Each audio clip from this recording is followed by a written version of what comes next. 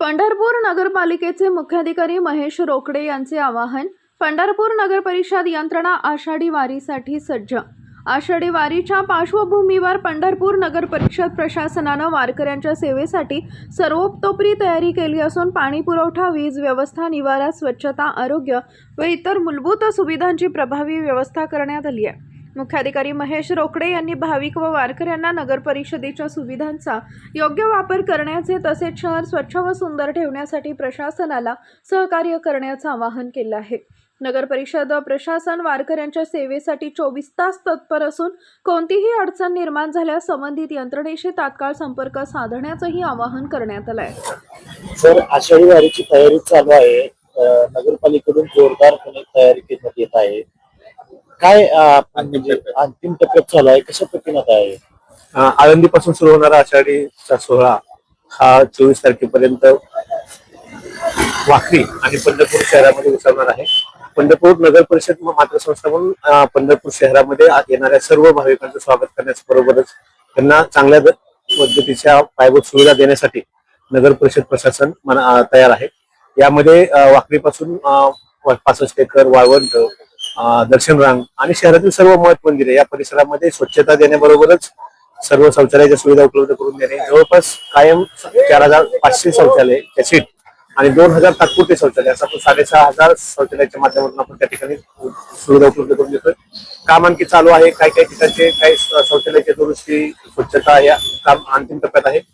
त्याचबरोबर शहरामध्ये येणाऱ्या वारकऱ्यांना पिण्याचं पाणी देण्यासाठी शहरात मंदिर आणि मंदिर परिसरामध्ये असणाऱ्या सर्व भागामध्ये दिवसातून 2 वेळा पाणी पुरवठा केला जात आहे आणि इतर भागामध्ये सुद्धा दैनंदिन पाणी पुरवठ्याबरोबरच वाढीव पाणी पुरवठा होण्यासाठी नगर परिषदेने घेतलेले 50 पाण्याचे टँकर आणि वारीबरोबर येणारे जवळपास 100 ते 150 टँकर असं टोटल 200 टँकरच्या मार्फत आपला हा पाणी पुरवठा होणार आहे. याचबरोबर शहरामध्ये असणाऱ्या नगर परिषद मालकीचे बोर्स, खाजगी बोरवेल्स आणि त्याचबरोबर खाजगी काही आड आहेत ते सुद्धा नगर परिषदेने त्या ठिकाणी काही टीमची नेमणूक केलेली आहे. त्याचा त्या ठिकाणी पाहणी करून त्या सर्व ठिकाणचं क्लोरिनेशन करण्याचं काम नगर परिषदेकडून अंतिम टप्प्यात येत आहे. पाणी पुरवठ्यासाठी असणाऱ्या सर्व टाक्याचं स्वच्छता आणि त्या पाणी पुरवठ्यासाठी लागणारे सर्व औषध साठा आपण एकत्र केलेला आहे. शहरामध्ये विद्युत विभागामार्फत सर्व दिव्यांची दुरुस्ती, रोषणाई इत्यादी कामं प्रगतीपथावरती आहेत. त्याचबरोबर हिवताप विभागामार्फत आपण शहरातील सर्व जे काही झोपडपट्टी भाग आहे त्या भागामध्ये डास उत्पादनाचे ठिकाण आहेत त्याचा सर्वे करून त्या ठिकाणी औषध फवारणी, टॅबलेट लिक्विड टाकणे याबरोबरच डासासाठीची धूळ फवारणी सुद्धा आपण शहरातील विविध भागामध्ये सुरू असून त्याचबरोबर सर्वे सुद्धा चालू आहे. अशा रीतीने सर्व विभागामार्फत पंढरपूर नगर परिषदेच्या वतीनं येणाऱ्या भाविकांसाठी पंढरपूर शहरात नगर परिषद हद्दीमध्ये त्यांना सर्व पायाभूत सुविधा चांगल्या मिळाव्यात या अनुषंगाने प्रशासन सज्ज आहे, अंतिम टप्प्यात आहे.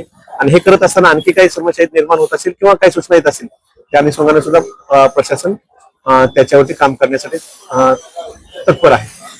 आपल्याकडे एक प्रशासकीय अधिकारी आणि प्रमुख म्हणून शहराचा काही दडपण वगैरे येतोय का? नाही, नगर परिषदेमधलं हे काम आहे. मी एकटा काय करत नाही. माझ्या बरोबर नगराध्यक्ष मॅडम आहेत, 40 नगरसेवक आहेत. एक प्रशासन म्हणून सर्व नगरपालिका हे आम्ही काम करत आहोत आणि याच्याच बरोबर जिल्हाधिकारी आदरणीय कार्तिकेयन सर आहेत, त्यांची सर्व टीम आहे, जिल्हा परिषदेचे लोक आहेत, सार्वजनिक बांधकाम विभाग आहे, विद्युत विभाग आहे, असं सर्व विभागाने एकत्रितपणे हे काम होत आहे. त्यामुळं थोडं काम जास्त आहे परंतु दडपण घ्यायची आवश्यकता नाही. काम करत करत चालू राहते. पावसाचं वातावरण आहे आषाढीवरती, भाविकांना आणि स्थानिक नागरिकांना आपण काय आवाहन करतात? तर पावसाच्या वातावरणामुळे 2 दिवस आणखी थोडा पाऊस नसला तर शहरातले काही खड्डे भरायचे राहिलेले आहेत. ते क्वालिटीचं काम होण्यासाठी थोडा उघडीपाची आवश्यकता होती परंतु आम्ही ती वाट पाहतोय.